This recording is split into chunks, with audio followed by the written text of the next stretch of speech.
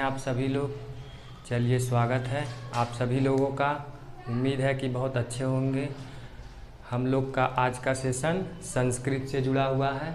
देखिए, संस्कृत एमए प्रवेश परीक्षा। हम लोग संस्कृत के एमए की प्रवेश परीक्षा के बारे में जानते हैं। उसका सिलेबस आज डिस्कशन करेंगे। हम लोगों ने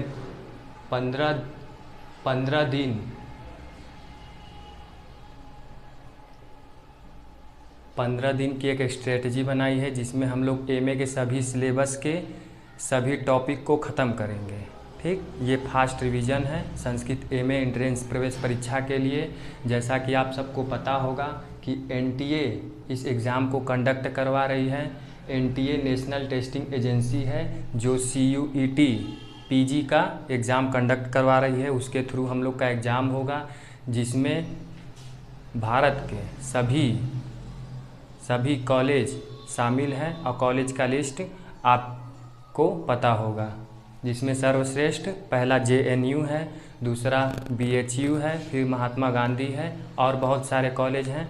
हम लोग के नंबर के आधार पे, हम लोग के रैंक के आधार पे हम लोग को कॉलेज मिलेगा। ठीक, तो हम लोग 15 दिन में ही पूरे सिलेबस को ख़त्म करने का प्रयास करेंगे। और सिलेबस में देखते हैं, हम लोग का 100 प्रश्न आएगा। मल्टीपल चॉइस क्वेश्चन रहेगा। 100 प्रश्न आएंगे। 100 प्रश्न को 2 भागों में बांटा गया है। प्रथम भाग में 25 नंबर, द्वितीय भाग में 75 नंबर। ए और बी में बांटा गया है, जिसमें एक 25 नंबर का आएगा, एक 75 नंबर का आएगा। और 75 नंबर में केवल और केवल हम लोग का संस्कृत रहेगा। तो हम लोग अपने समझने के लिए हम 4 भागों में संस्कृत को बांटे हैं। जैसा कि सीयूईटी ने अपना सिलेबस भी आउट किया है, उसी से हम लोगों ने समझने के लिए एक अच्छे क्रम में बैठाया है। तो इसमें 4 इकाई हैं, 4 इकाइयाँ हैं। 4 इकाई में पहला इकाई ग्रंथ का है, संस्कृत के ग्रंथ, जिसमें 5 ग्रंथ महत्वपूर्ण हैं और 5 ग्रंथ के अंदर से ही आएगा, उसके अलावा कोई ग्रंथ नहीं आएगा। उसको हम लोग देखते हैं। फिर आगे द्वितीय इकाई में व्याकरण को हम लोगों ने रखा है।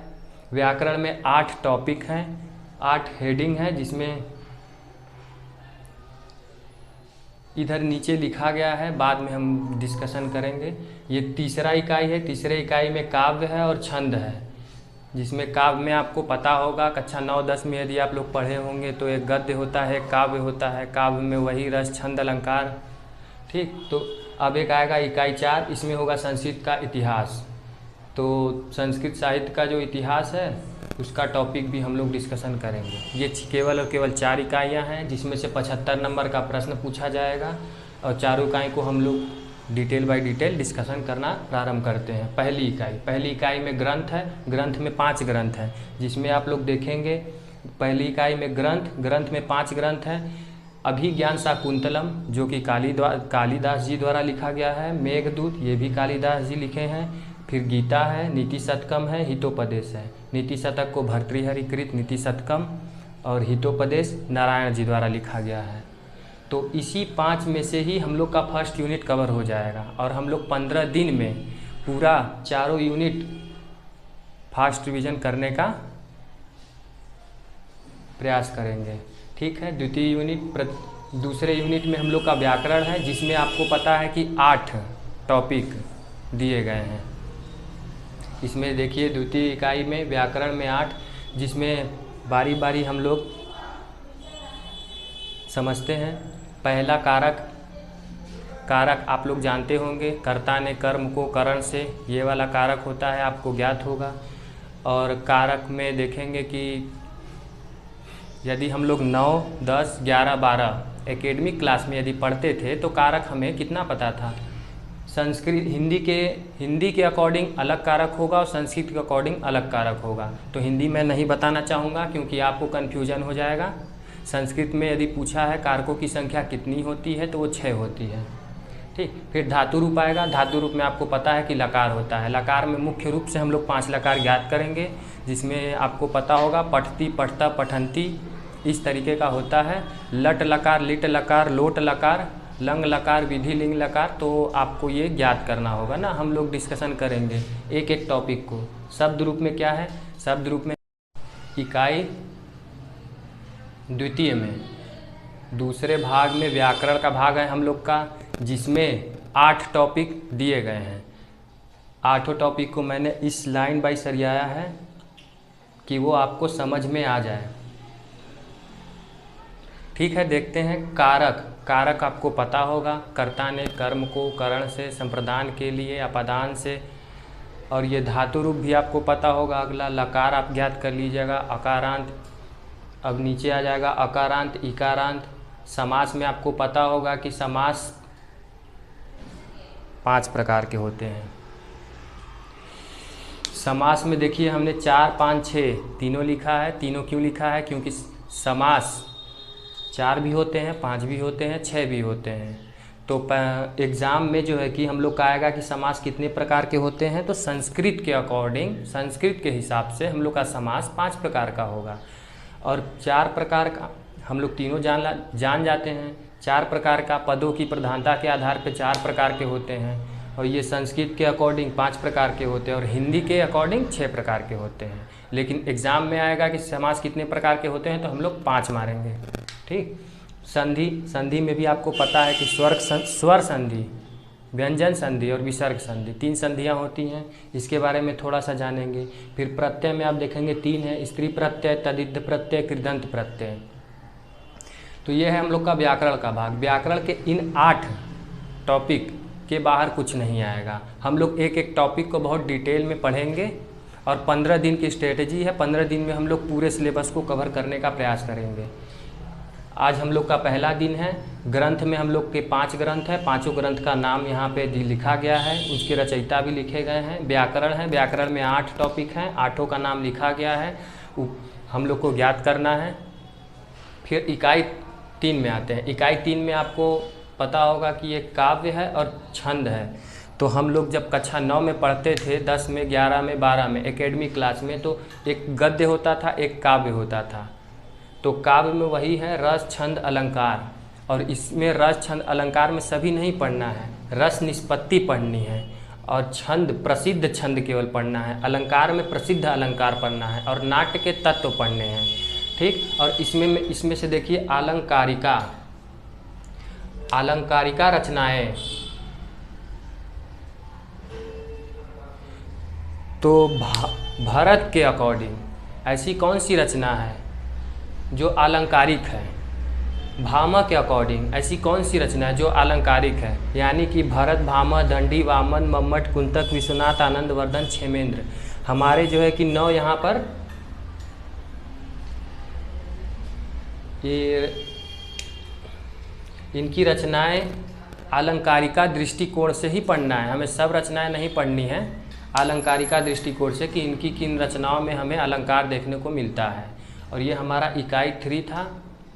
एक बार हम लोग रिवीजन करते हैं 1 मिनट में। ऊपर देखिए, संस्कृत प्रवेश परीक्षा की हम बात कर रहे हैं, एमए, जिसमें से आपके भारत में सभी कॉलेज आएंगे, जैसे कि JNU जवाहरलाल नेहरू यूनिवर्सिटी जो कि दिल्ली में है, BHU बनारस हिंदू यूनिवर्सिटी, और महात्मा गांधी, MGKVP, और बहुत सारे स्टेट, जितने आप जिस भी राज्य में रहते हो उसका नाम यदि होगा तो आप देख लीजिएगा।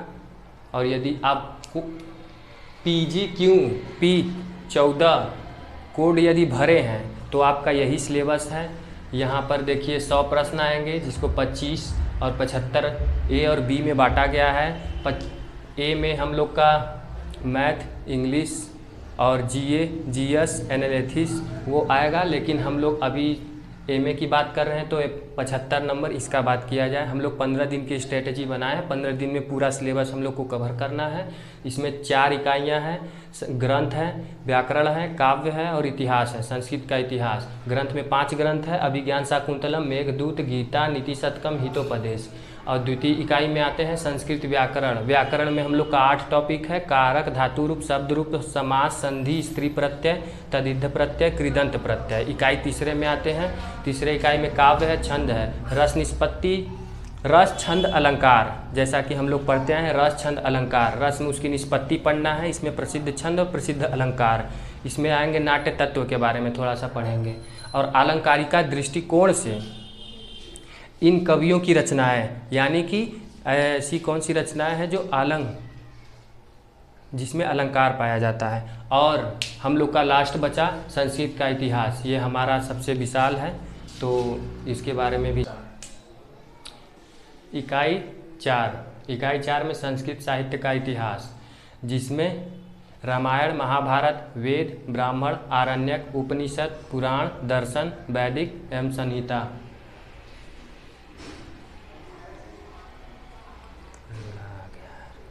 कट इसको इकाई 4 में हम लोग को संस्कृत साहित्य का इतिहास पढ़ना है, जिसमें रामायण, महाभारत, वेद, ब्राह्मण, आरण्यक, उपनिषद, पुराण, दर्शन, वैदिक, संहिता। और इसमें कुछ काव्य तेपाकृत पद्य, कौन सा पद्य किस कवि द्वारा रचित है?